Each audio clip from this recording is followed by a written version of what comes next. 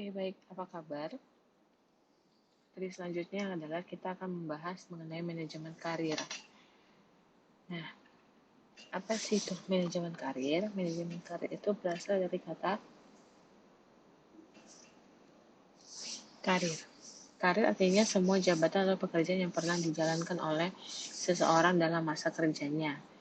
Nah, di dalam manajemen karir itu ada dikenal dengan istilah jalur karir, yaitu urutan jabatan atau pekerjaan yang membentuk karir seseorang. Tujuan karir sendiri adalah posisi-posisi yang ingin dicapai seseorang di masa depan sebagai tolak ukur keberhasilan karirnya. Nah, karir ini dipandang sebagai dari beberapa perspektif yang berbeda. Ada karir yang bersifat objektif, ada juga karir yang bersifat subjektif. Kalau karir yang bersifat subjektif, ini merupakan urutan-urutan posisi yang diduduki oleh seseorang selama masa hidupnya. Kalau karir yang bersifat subjektif, terdiri dari perubahan nilai-nilai, sikap, motivasi yang terjadi karena seseorang menjadi semakin tua. Klasifikasi karir, pengertian dari karir ini juga terdiri atas 3, yaitu karir sebagai suatu rangkaian promosi, jabatan, atau mutasi ke jabatan yang lebih tinggi dalam jenjang hierarki yang dialami oleh seseorang tenaga kerja selama masa kerjanya. Yang kedua, karir sebagai suatu petunjuk pekerjaan yang memiliki gambaran atau pola pengembangan yang jelas dan sistematis. Yang ketiga, karir sebagai suatu sejarah kedudukan seseorang, suatu rangkaian pekerjaan atau posisi yang pernah dipegang seseorang selama masa kerjanya. Jadi, pengertian yang terakhir ini sangat luas dan umumnya setiap orang pasti mempunyai sejarah pekerjaan yang berbeda-beda, setiap orang pasti mempunyai karir. Jenis-jenis jalur karir juga ada beberapa jalur. Yang pertama adalah jalur karir tradisional. Artinya karyawan berkembang naik secara vertikal dalam organisasi dari satu jabatan tertentu ke jabatan berikutnya. Asumsinya adalah bahwa setiap jabatan yang terdahulu mempunyai persiapan penting untuk jabatan berikutnya pada level yang lebih tinggi. Yang kedua adalah jalur karir jaringan. Ini terdiri dari urutan vertikal jabatan-jabatan dan serangkaian peluang horizontal. Sangat dimungkinkan untuk memperluas pengalaman ke bidang lain pada satu level sebelum promosi ke level yang lebih tinggi. Jalur keterampilan lateral artinya perpindahan lateral atau menyimpang atau sejajar. Ini dilakukan oleh perusahaan agar karyawan bersemangat kembali untuk menemukan tantangan-tantangan baru. Yang keempat adalah jalur karir ganda.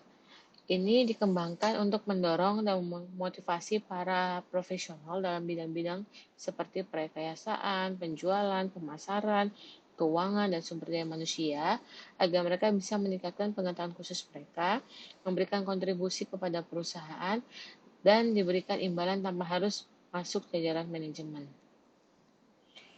Yang keempat, menambah nilai karir. Karir seseorang harus selalu dikembangkan, dan pengembangan pribadi yang berkelanjutan merupakan suatu kebutuhan. Semakin baik kualifikasi seseorang karyawan, maka makin besar pula peluang yang dimiliki dalam pasar kerja. Seseorang harus menemukan apa yang dibutuhkan perusahaan. Kemudian, mengembangkan keterampilan-keterampilan yang diperlukan untuk memenuhi kebutuhan tersebut sebagaimana didefinisikan oleh pasar. Demosi, yaitu peluang promosi yang terbatas di masa depan, dan perubahan teknologi yang cepat membuat demosi menjadi pilihan karir yang bisa diterima. Banyak karyawan, terutama karyawan tua, yang memilih untuk menerima demosi. Agen bebas, yaitu orang yang memegang kendali atas seluruh atau sebagian karir mereka dengan menjadi atasan mereka sendiri atau dengan bekerja untuk pihak lain dalam cara yang cocok dengan kebutuhan dan keinginan khusus mereka. Nah, jadi secara general manajemen karir itu adalah di mana karir ini tidak lagi dilihat sebagai kemajuan linear ke atas, tetapi juga terus-menerus perlu dibuat dan diciptakan kembali karena perubahan lingkungan kerja. Definisi dari karir, definisi dari perencanaan karir dan pengembangan karir.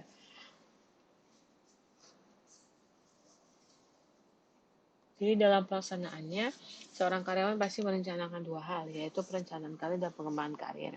Perencanaan karir adalah proses menentukan tujuan karir dan jalur untuk mencapai tujuan tersebut. Pengembangan karir itu mencakup peningkatan kemampuan seseorang agar dapat mewujudkan rencana karirnya. Manfaat dari perencanaan karir yang pertama adalah menyelaraskan antara strategi organisasi dengan kebutuhan penyedia karyawan dalam organisasi, baik dari skala lokal, nasional, maupun global. Yang kedua, mengembangkan para karyawan yang siap dipromosikan. Yang ketiga, mendayagunakan potensi para karyawan secara optimal. Yang keempat, mengurangi jumlah karyawan di level-level bawah. Yang kelima, meningkatkan kepuasan karyawan. Yang keenam, membantu mewujudkan peluang kerja yang sama tanpa memandang perbedaan etnis, agama, gender, dan sebagainya. Sistem perencanaan karir yaitu membantu karyawan, manajer, atau perusahaan untuk mengidentifikasikan kebutuhan pengembangan karir. Nah, di dalam perencanaan karir ini di mana proses yang harus dilalui karyawan adalah yang pertama karyawan harus menyadari minat, nilai, kekuatan, dan kelemahan mereka. Yang kedua, memperoleh informasi tentang peluang kerja dalam perusahaan.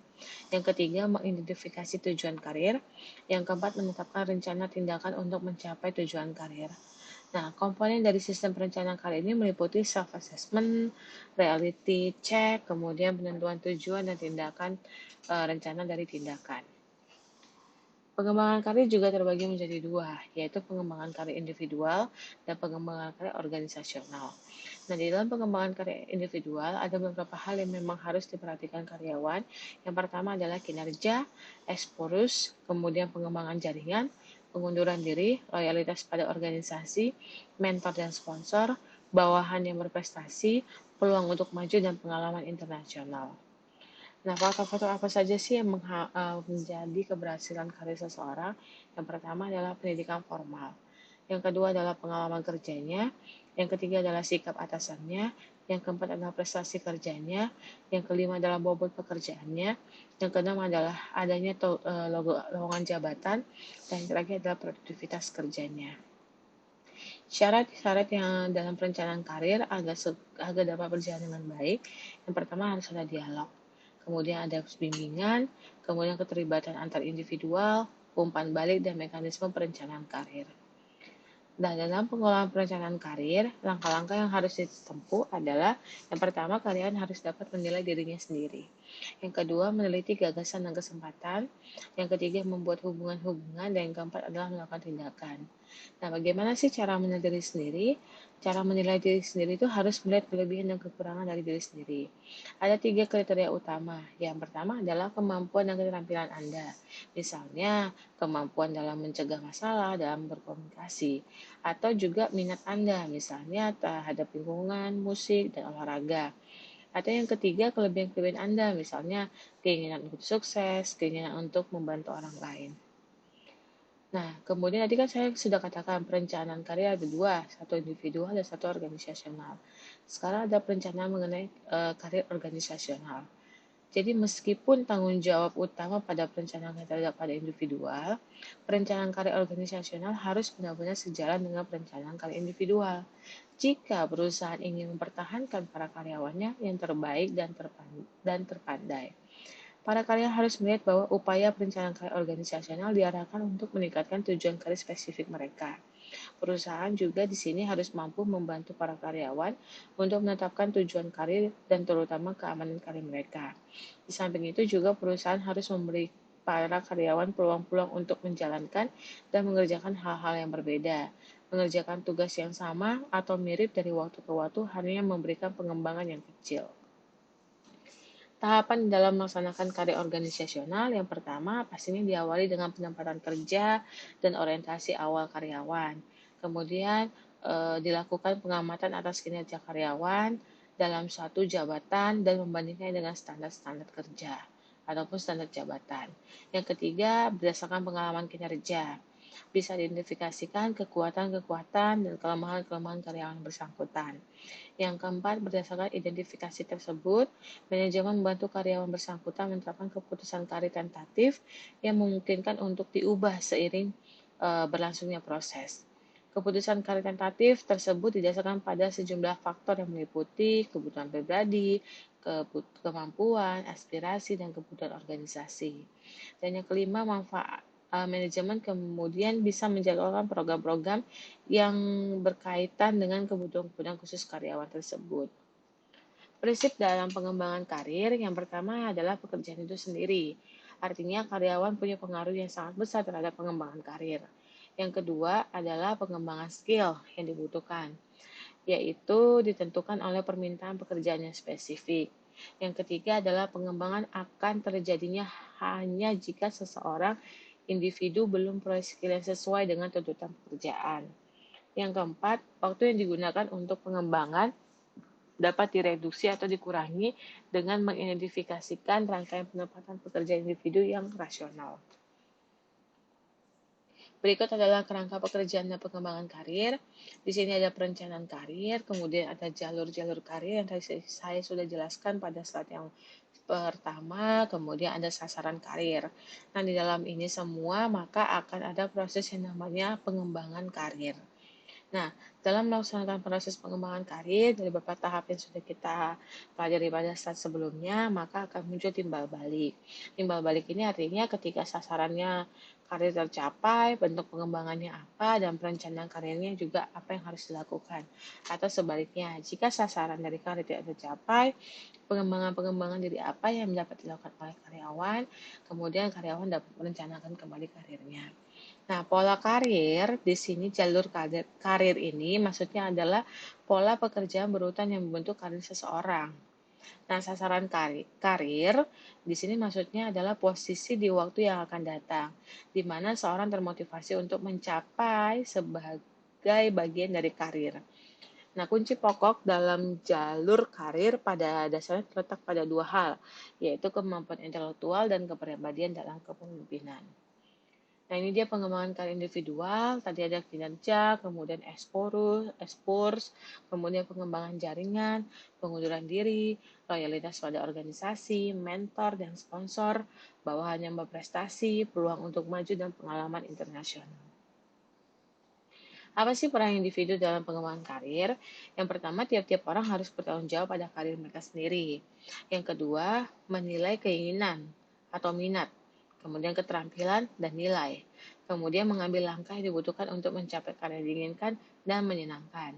Ya, apa saja itu? Yang pertama adalah bertanggung jawab pada karir mereka sendiri, mengetahui minat dan keterampilan dan nilai mereka sendiri, mengambil inisiatif untuk menanyakan umpan balik tentang kekuatan dan kelemahan ahli mereka, karya mereka dari manajer dan rekan kerja, kemudian memberikan informasi dan rencana karir, mengidentifikasikan tahapan pengembangan karir dan pengembangan kebutuhan, memanfaatkan peluang pengembangan, perolehan kesempatan belajar yang luas, dan yang terakhir adalah berinteraksi dengan karyawan dari kelompok kerja lain, baik dalam perusahaan maupun di luar perusahaan.